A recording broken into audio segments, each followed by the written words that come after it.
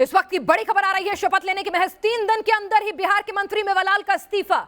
आज ही शिक्षा मंत्रालय का कार्यभार संभालने के लिए पहुंचे, फिर इस्तीफा दिया। दरअसल जिस तरह से भागलपुर कृषि यूनिवर्सिटी के कुलपति रहते हुए उन पर आरोप लगे भ्रष्टाचार के और विपक्ष ने मेवालाल को मंत्री बनाने का मुद्दा उठाया कि एक ऐसा शख्स जिसने एक कृषि यूनिवर्सिटी जो है उसके आप जब कुलपति रहे तो वहां पर प्रोफेसर की जो नियुक्ति थी उसको लेकर आप पर भ्रष्टाचार के आरोप लगे थे वीसी रहते हुए। तो ऐसे में एक ऐसे दागदार छवि वाले व्यक्ति को आपने शिक्षा मंत्री बना दिया, यानी कि उसी महकमे में जिसमें उसे बतौर कुलपति जो है उस पर सवाल उठाए गए थे, अब उस पर आपने उसे शिक्षा मंत्री बना दिया। विपक्ष ने सवाल उठाए और तुरंत नीतीश सरकार जानती है कि ये एंटी इनकम्बेंसी और तमाम धत्तों को जो नेगेटिव फैक्टर्स थे उनको दरकिनार करते हुए जनता ने एक बार मौका दिया है। मजबूत विपक्ष चुना है, कांटे की टक्कर थी और इस मौके में वो जरा सी भी कोताही नहीं बरत सकते हैं और इसीलिए तुरंत इस्तीफा लिया गया है। आपको बता दें मेवालाल चौधरी का हमारे साथ इस वक्त रजनीश सिन्हा इस वक्त और ज्यादा अपडेट के साथ जुड़ चुके हैं। रजनीश, इस बार नीतीश को मजबूत विपक्ष मिलेगा और उन्हें बहुत संभल कर राजनीति करनी पड़ेगी, जिसकी पहली बानगी हमने देख ली।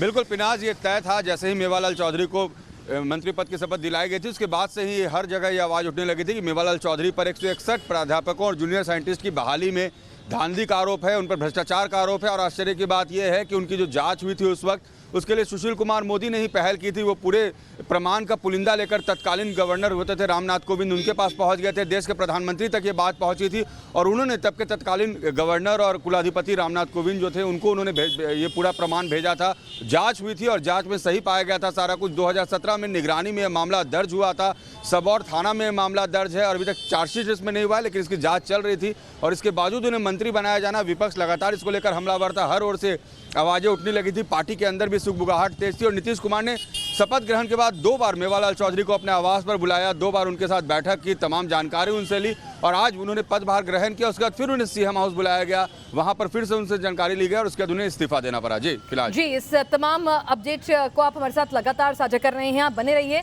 इस बीच तेजस्वी यादव का नीतीश कुमार पर निशाना आया है। भ्रष्ट नीति, नियत और नियम के खिलाफ आपको आगाह करते रहेंगे।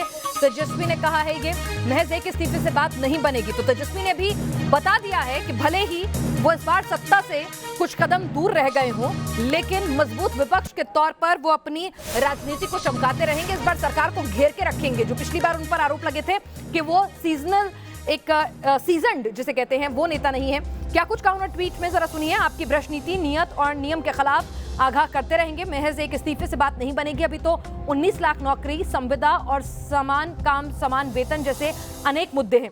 रजनीश, तेजस्वी ने अपने तेवर साफ कर दिए हैं कि इस बार नीतीश के लिए वो राह इतनी आसान नहीं रहने देंगे, क्योंकि वो जानते हैं कि नीतीश अपनी पार्टी के खराब परफॉर्मेंस के बाद से बैकफुट पर हैं। मनोनीत मुख्यमंत्री उनको कहकर बार बार तंज कसा जा रहा है और इस सब के बीच में वो चाहते हैं कि वो अपनी जो छवि जो उन्होंने कमाई है जनता के बीच जाकर पिछले 6 महीनों में, वो गायब नहीं, जनता के साथ के नेता बने रहे।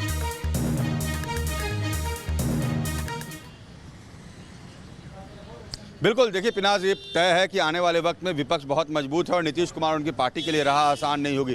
तेजस्वी को पता है और इस बात की बहुत कसक है कि वो सत्ता के शीर्ष पर पहुंचते रह गए हैं और इसलिए अपनी मौजूदगी वो पूरी मजबूती से दर्ज करना चाहते हैं। उनको लगता है कि ये जो सरकार है बहुत फ्रेजाइल सरकार है, 5 साल चल पाएगी, नहीं चल पाएगी और ऐसे में अपनी उपस्थिति लगातार बना के रखना है, जनता के बीचों में इस तरह के मुद्दों को उठाते रहना है। और यही कारण है कि जैसे ही मेवालाल चौधरी को बनाया गया था शिक्षा मंत्री, उसके बाद से ही आवाज़ें उठने लगी थी और लगातार विपक्ष हमलावर था, ट्वीट पर ट्वीट किए जा रहे थे। और अब जब इनसे इस्तीफा लिया गया तो एक बार फिर से सरकार बैकफुट पर है और ये मौका मिला है विपक्ष को। 23 तारीख से विधानमंडल का सत्र भी शुरू होना है, तो ऐसे में विपक्ष को एक बड़ा मुद्दा हाथ लगा है। छठ के बाद, जैसे ही छठ खत्म होगा पिनाज, उसके बाद विधानमंडल का सत्र शुरू होगा और वहां भी यह मामला गरमाएगा।